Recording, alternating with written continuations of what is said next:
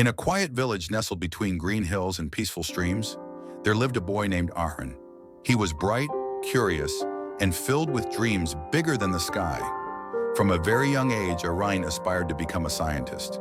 He loved asking questions, exploring nature, and imagining inventions that could change the world. Everyone around him saw his potential and believed that he was destined for greatness.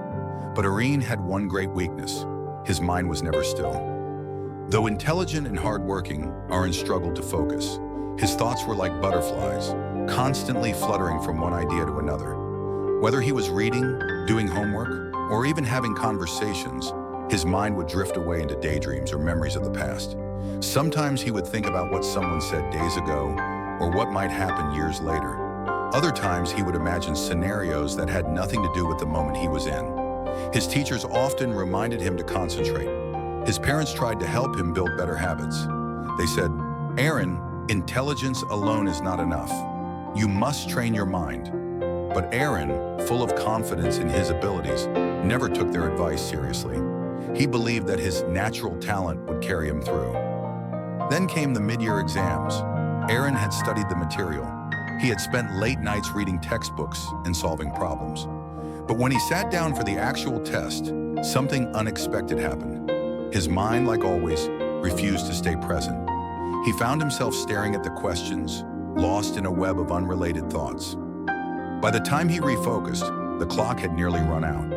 When the results were announced, Arin had failed in 2 major subjects. His teachers were surprised, his friends were sympathetic, but his parents were deeply worried. Arin, however, felt crushed.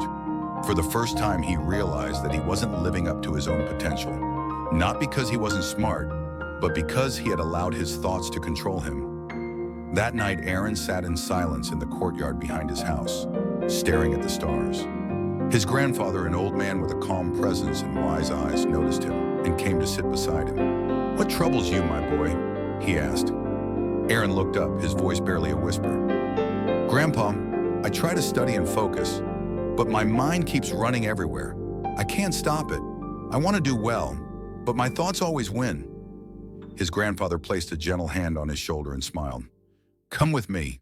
I want to show you something." They walked to a quiet corner of the backyard where an old clay pot sat on a stand. The pot was empty. His grandfather handed him a glass of murky water and said, "Pour this into the pot." Arin did as he was told. Then his grandfather gave him a jug of clean water. "Now," he said, "keep pouring this clean water into the pot until it becomes clear." Arin poured slowly. The dirty water started overflowing, and soon the pot was filled with clean, fresh water. His grandfather said, "Your mind is like this pot. If you keep filling it with wasteful, anxious thoughts, it will remain cloudy. But if you pour in good, focused, meaningful thoughts, the wasteful ones will eventually be pushed out." Arin nodded thoughtfully. "But how do I find the right thoughts, Grandpa? How do I stay focused?" His grandfather smiled again and said, "Let me tell you a story." And so, under the moonlit sky, he began. Many years ago, in a kingdom far away, there lived a young warrior named Rivan. He was brave and gifted, but he had one great flaw. He doubted himself constantly. Before every battle, his mind would be filled with questions. What if I fail? What if the enemy is stronger? What if I embarrass myself? These thoughts would cloud his mind, and because of them, he would hesitate. He lost fights not because he was weak, but because he wasn't present. One day, an old monk observed him from a distance and decided to speak with him. The monk asked Rivan to follow him to a nearby river. There he handed Rivan a cup half filled with water and a handful of salt. "Put this salt into the cup and drink," the monk said. Rivan did, but the water was too salty. He spat it out. Then the monk led him to the river and told him to drop the same salt into the flowing water. When Rivan drank from the river, the water tasted fresh. The monk said, "The amount of salt was the same, but the difference lies in the size of the container. If your mind is small, a little negativity can ruin your peace. But if your mind is vast and calm like a river, no amount of doubt or fear can disturb it." Arin listened carefully. For the first time, he truly understood what it meant to expand the mind and fill it with strength instead of fear. "So what should I do, Grandpa?" he asked. His grandfather replied, "Train your mind. Feed it with positive thoughts. Focus on your goals, not your worries. Practice stillness. Meditate. Replace distractions with discipline." That night, Arin made a decision. He began waking up early. He started his mornings with quiet breathing exercises and wrote down his goals each day. He created a strict study routine, removed distractions from his room, and limited his time on social media. Whenever a wasteful thought entered his mind, he replaced it with a useful one, a formula he needed to learn, a quote that inspired him, or an image of his dream laboratory. In time, his concentration improved. He could study for hours without drifting. He became more present in his conversations. Even during breaks, he would spend time walking in nature or reading books that nourished his mind. Months later, when final exams came, Arin sat confidently. This time, his mind didn't wander. His focus was sharp, and his heart was calm. When the results came out, Arin had not only passed, he had ranked first in his class. His teachers were amazed. His parents were overjoyed. But more than anything, Arin felt free. Years passed. Arin grew into one of the brightest scientists of his generation. He discovered new ways to purify water using natural methods, and his work was recognized globally.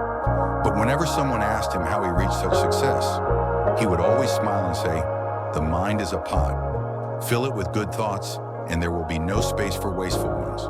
He would often share the story of the pot and the salt, passing on the wisdom that had changed his life. And in every village he visited, every school he spoke at, he left behind not just knowledge, but the quiet strength of a trained mind. Because Arin had learned the greatest truth of all: the mind, when controlled, becomes your strongest ally. But if left untrained, it becomes your greatest enemy. And so he lived by one principle, one he shared with the world. In today's fast-paced world filled with distractions, the greatest battle we face is not with others, but within ourselves. Arin's story teaches us a timeless truth. Intelligence alone does not guarantee success. A wandering, unfocused mind can lead even the brightest people to failure. But a disciplined mind, trained through practice and persistence, becomes an unstoppable force. Like the murky water in the pot, our thoughts can become clouded by worry, fear, and distractions. But we have the power to purify them by consistently pouring in good thoughts, meaningful routines, and focused actions. Whether you're a student, professional, or artist, the key to unlocking your potential lies in mastering your own attention. Start with small steps. Wake up early, write down your goals, limit digital distractions, and practice mindfulness. The journey isn't easy, but every time you choose discipline over distraction, you take a step toward your dreams. Remember, the mind is your greatest asset. If you don't lead it, it will lead you, often away from where you want to go. But if you train it with patience and purpose, it will take you farther than you ever imagined.